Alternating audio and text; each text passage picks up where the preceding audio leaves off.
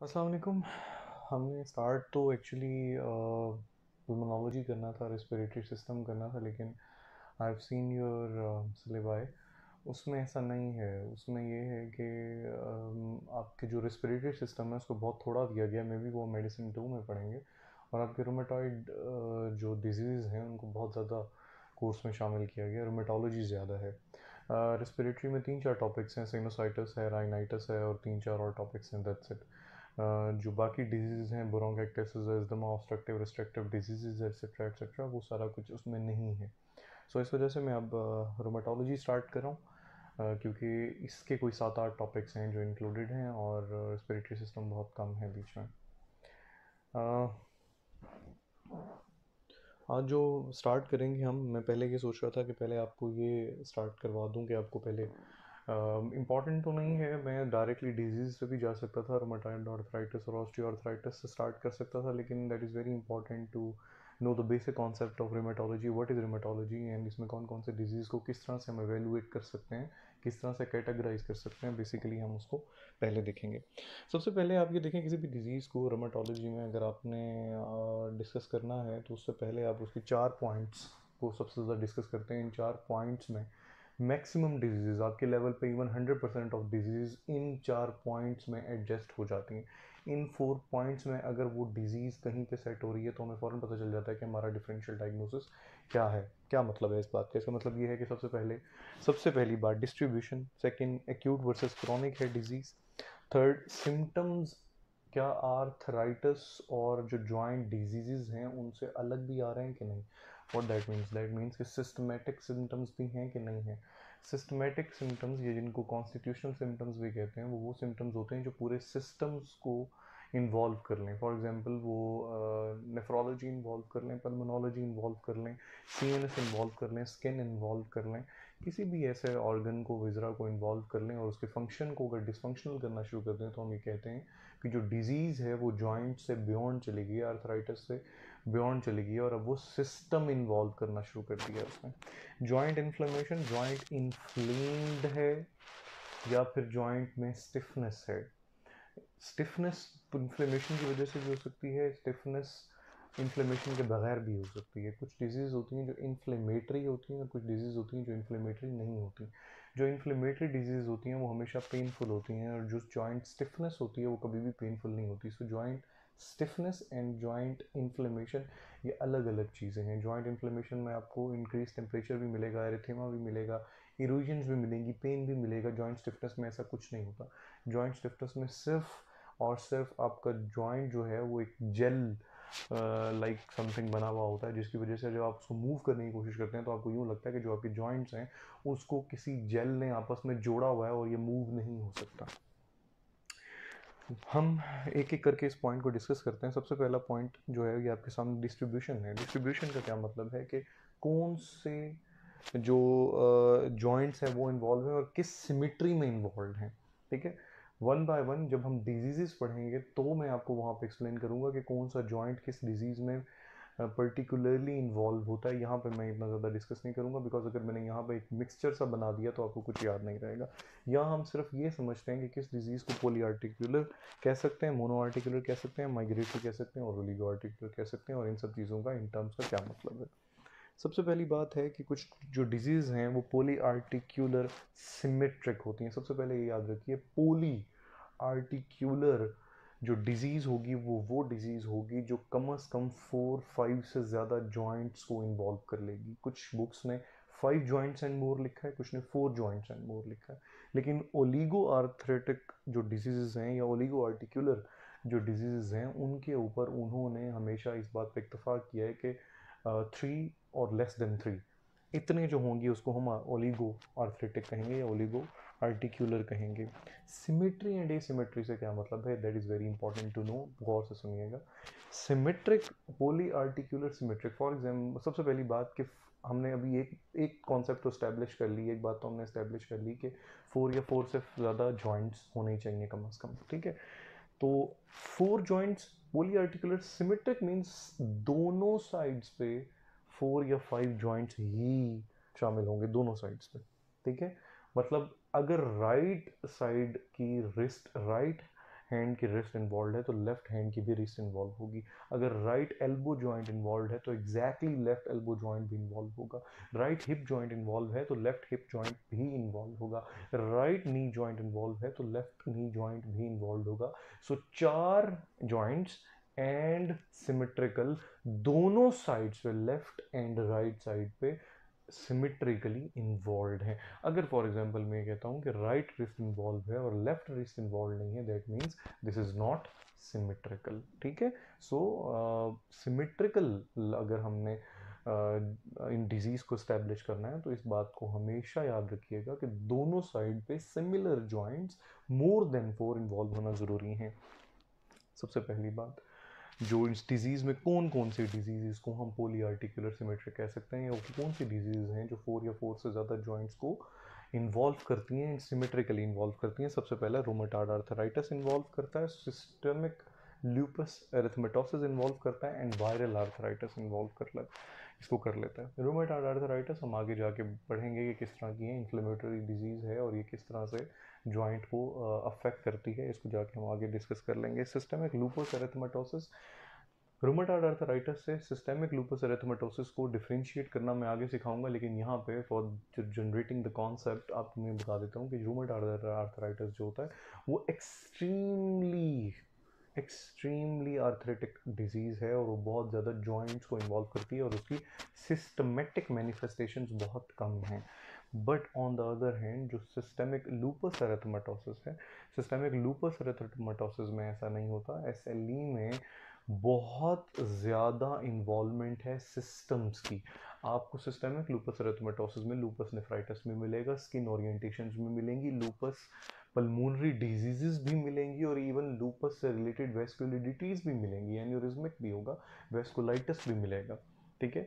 सो फिर बहुत ज़्यादा उसके मैनिफेस्टेशंस होती हैं लूपस की, बटरफ्लाई ओरिएंटेशन होती है फेस पे और बेशुमार इसकी मैनिफेस्टेशंस हैं। एरिथेमा नोडोजम भी इसकी मैनिफेस्टेशन है जो शिन्स पे होती है।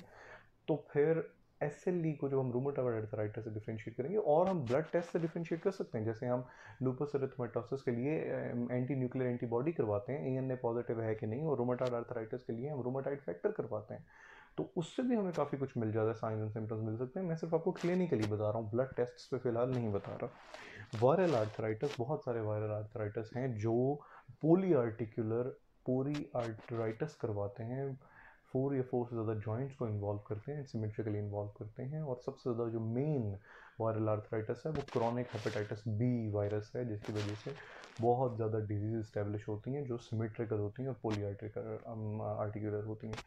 इनमें जो बहुत इंपॉर्टेंट एक डिजीज़ है जो अमेरिकन ने इस्टेब्लिश की थी, उन्होंने कहा था कि पार्वोवायरस B19 जो है वो बहुत ज़्यादा सिमेट्रिकल पोली आर्टिकुलर है और पार्वोवायरस B19 बहुत ज़्यादा तेज़ी से फैल रहा है अमेरिका में, और ये अक्सर आपको बच्चों की तरफ से भी लग सकता है।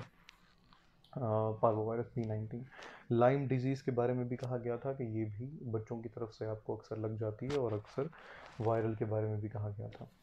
ठीक है। जो वायरल डिजीज़ होंगी उनमें पहला तो मैंने आपको हेपेटाइटिस बी वायरस के बारे में बताया है। जो दूसरा वायरस इन्वॉल्व होगा पार्वोवायरस B19 के बारे में बताया गया है, और भी ये बताया गया है कि अगर आप एप्स्टेन बार वायरस की बात करें तो उससे भी बहुत ज़्यादा आर्थरेटिक सिम्टम्स आते हैं अगर आप if you are suffering from Epstein Barr virus.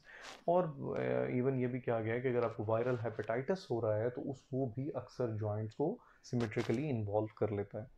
Mono articular ना सिमेट्रिक नहीं होगा। देखिए जब है ही एक जॉइंट इन्वॉल्व होना है तो वो सिमेट्रिक तो हो ही नहीं सकता ना, क्योंकि सिमेट्रिक के लिए दोनों साइड्स के जॉइंट्स का इन्वॉल्व होना बहुत ज़रूरी है। मोनो आर्टिकुलर एक जॉइंट इन्वॉल्व होगा, नॉट ऑन बोथ साइड्स, एक ही साइड पे एक जॉइंट इन्वॉल्व होगा। कौन कौन से डिजीजेज मोनो आर्टिकुलर डिस्ट्रीब्यूशन होती हैं, उनमें ऑस्टियो आर्थराइटिस होता है, आपको पता है osteo arthritis wear and tear disease है, ओल्ड एज डिजीज़ है, क्रॉनिक डिजीज़ है।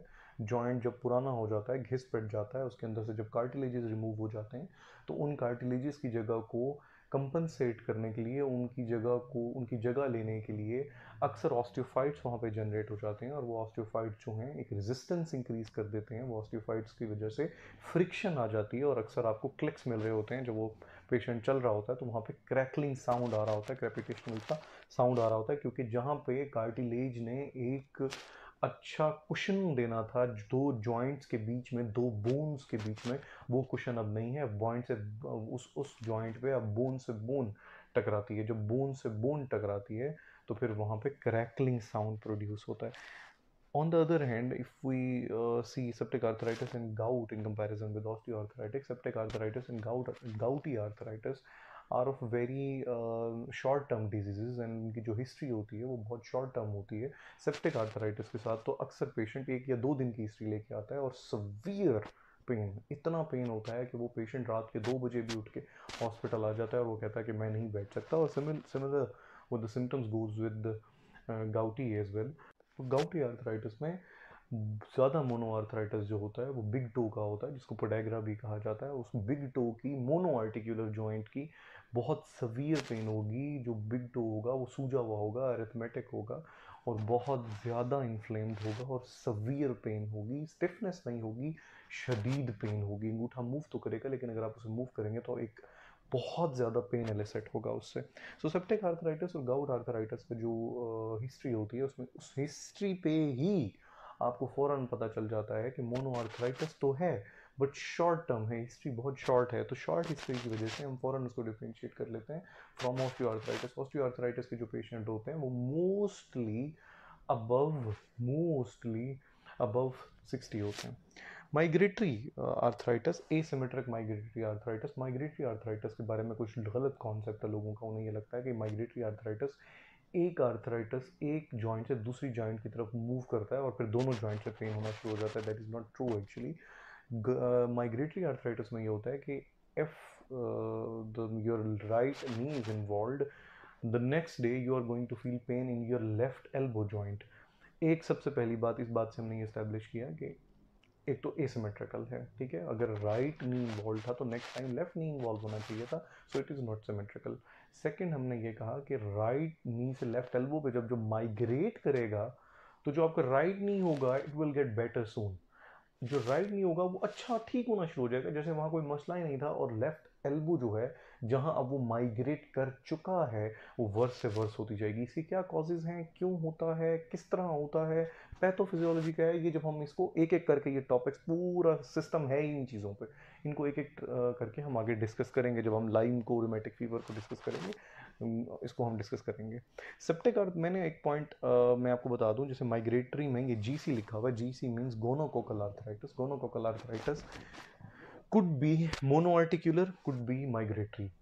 जो सेप्टिक आर्थराइटिस मोनोआर्टिकुलर में मैंने डिस्कस किया, सेप्टिक आर्थराइटिस में मोस्टली गोनोकोकल, सेक्सुअली एक्टिव लोगों में गोनोकोकल इन्वॉल्व है, और जो सेक्सुअली एक्टिव नहीं होते हैं उनमें स्टेफ की भी ज़्यादा इन्वॉल्वमेंट होती है और एक दो और बैक्टीरियाज की ज़्यादा इन्वॉल्वमेंट होती है। तो सेप्टिक आर्थराइटिस में गोनोकोकल आर्थराइटिस आता है। तो गोनोकोकल आर्थराइटिस जो है वो आर्थराइटिस मोनो आर्टिकुलर भी हो सकता है और माइग्रेटरी भी हो सकता है, दोनों हो सकता है।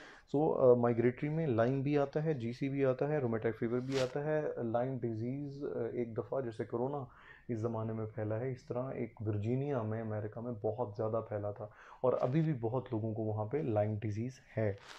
ओलिगो आर्टिकुलर एसिमेट्रिक जो डिजीज़ होंगी, एक ओलिगो आर्टिकुलर पहले मैं आपको बता चुका हूँ कि 3 जॉइंट्स और लेस देन 3 जॉइंट्स इन्वॉल्व होंगे। और एसिमेट्रिकल मींस अगर राइट नी इन्वॉल्व है तो लेफ्ट एल्बो इन्वॉल्व होगी, अगर राइट हिप जॉइंट इन्वॉल्व है तो लेफ्ट नी जॉइंट इन्वॉल्व होगा। सिमेट्रिकली कभी भी इन्वॉल्व नहीं होंगे, बट 3 जॉइंट्स और लेस देन 3 जॉइंट्स इन्वॉल्व होंगे, ठीक है। इसको हम कहेंगे ओलिगो आर्टिकुलर एसिमेट्रिक है। तो अब ये सारी बात डिस्कस करने का क्या मकसद था, ये सारी बात पे आप ये देख लें कि कितनी आसानी से अगर मैं एक सिनेरियो बनाऊं, जो कि मैं इस लेक्चर के एंड पे भी सिनेरियो डिस्कस करूंगा, तो अगर मैं एक सिनेरियो बनाऊं तो उसमें अगर मैं जॉइंट इन्वॉल्वमेंट दे दूं तो आप गिन लेंगे कि कितने जॉइंट्स इन्वॉल्व हैं और ये गिन लेंगे, ये देख लेंगे कि सिमेट्रिकल है या एसिमेट्रिकल है।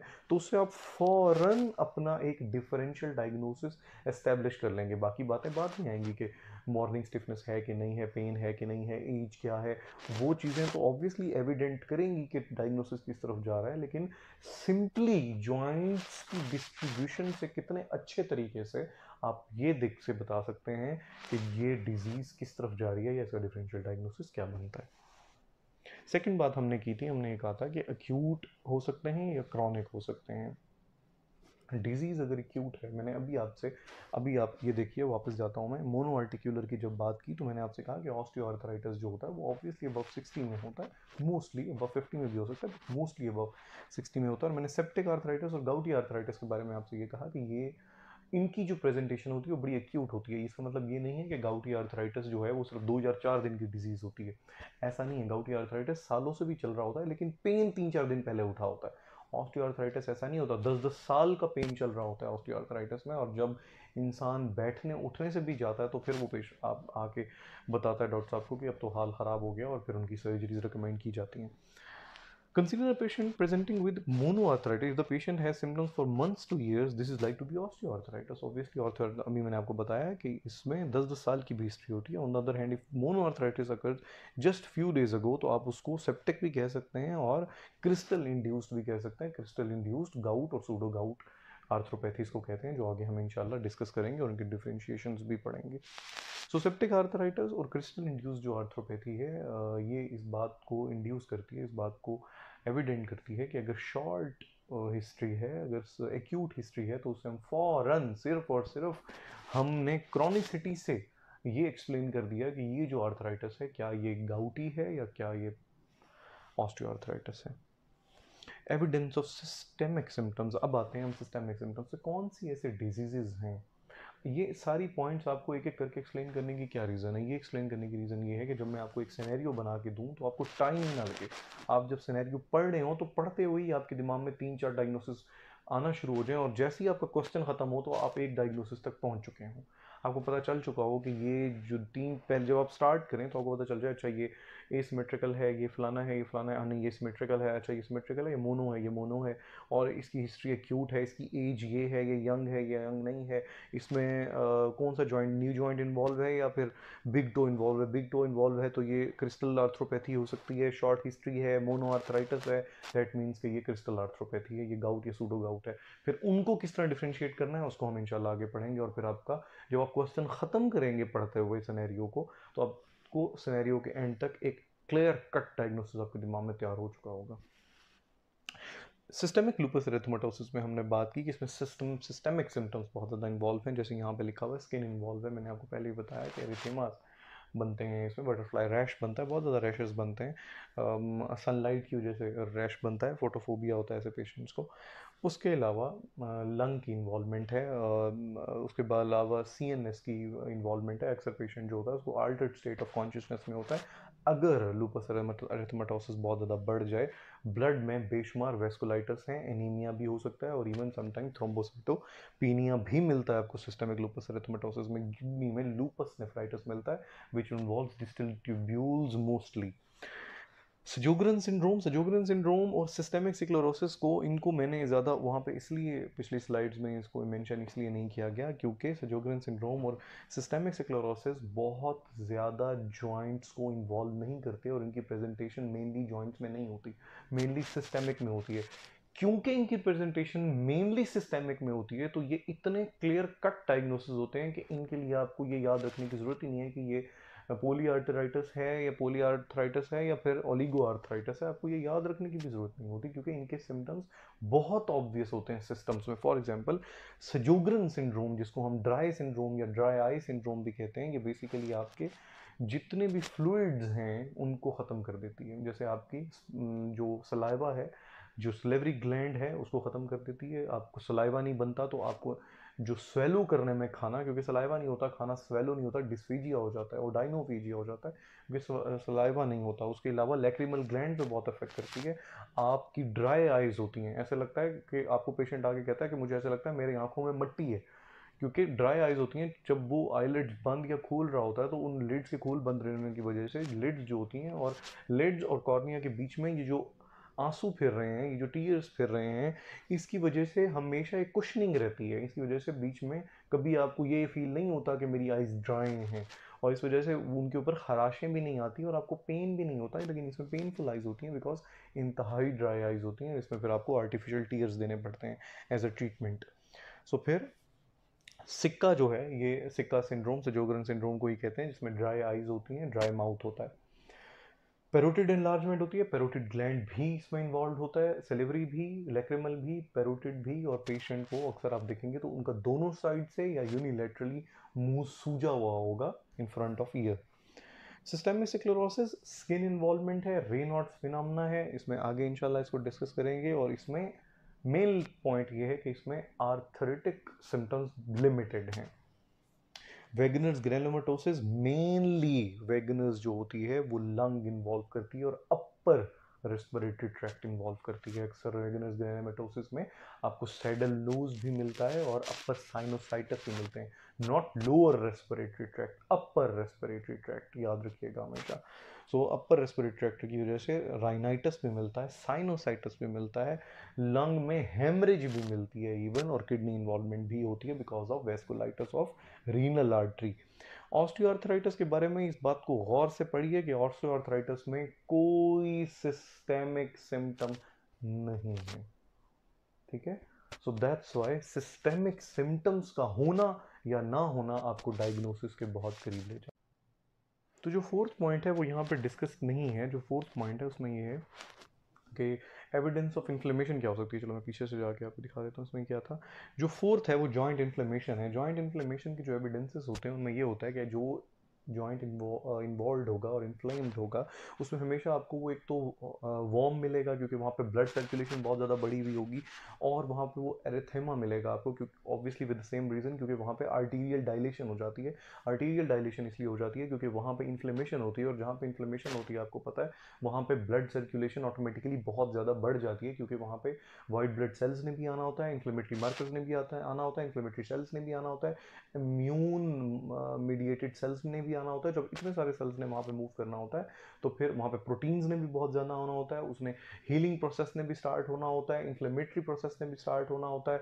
तो बहुत ज़्यादा आर्टीरियल डायलेशन वहाँ पे हुई हुई होती है और इन्फ्लेमेटरी मार्कर्स रिलीज हुए हुए होते हैं, जिसकी वजह से आपको एरिथेमा भी मिलता है और वार्मथ मिलते हैं। सेकेंडली, एविडेंस ऑफ इन्फ्लेमेशन जो सेकेंड पॉइंट है वो जॉइंट स्टिफनेस है। जब पेशेंट सुबह उठता है तो अक्सर आप जब किसी जॉइंट में इन्फ्लेमेशन हो तो आप उनसे सवाल करते हैं कि क्या सुबह उठने के साथ आपको जॉइंट स्टिफनेस महसूस हुई। I have already told you कि जॉइंट स्टिफनेस और joint pain are two different things. Joint stiffness को जॉइंट पेन के साथ मिक्स मत कीजिएगा। जॉइंट स्टिफनेस में पेन नहीं होती है। जॉइंट स्टिफनेस में ये होता है क्योंकि रात से पेशेंट सोया हुआ होता है, तो जब वो सुबह उठता है तो मॉर्निंग स्टिफनेस होती है उसमें, क्योंकि because of the immobility of that particular joint, वहाँ पे जहाँ पे इन्फ्लेमेशन है उस जॉइंट की इमोबिलिटी की वजह से रात को वो इन्फ्लेमेशन एक तरह से उन जॉइंट्स को it gels together those joints. जब वो उनको जेल कर देता है जॉइंट्स को, तो जब आप जॉइंट्स को मूव करते हैं तो वो इंतहाई स्टिफ हुए हुए होते हैं। तो पेशेंट आपसे सुबह उठ के ये कहता है कि सर जब मैं मूव करने की कोशिश करता हूँ तो मेरे जॉइंट्स मूव नहीं करते और ऐसा लगता है जैसे ये आपस में जुड़ गए हैं, और फिर मुझे इनको स्पेशली एक स्पेसिफिक एक्सरसाइज करनी पड़ती है और उसके बाद जाके मैं इनको हिलाने के काबिल होता हूँ। तो it is the evidence of inflammation also.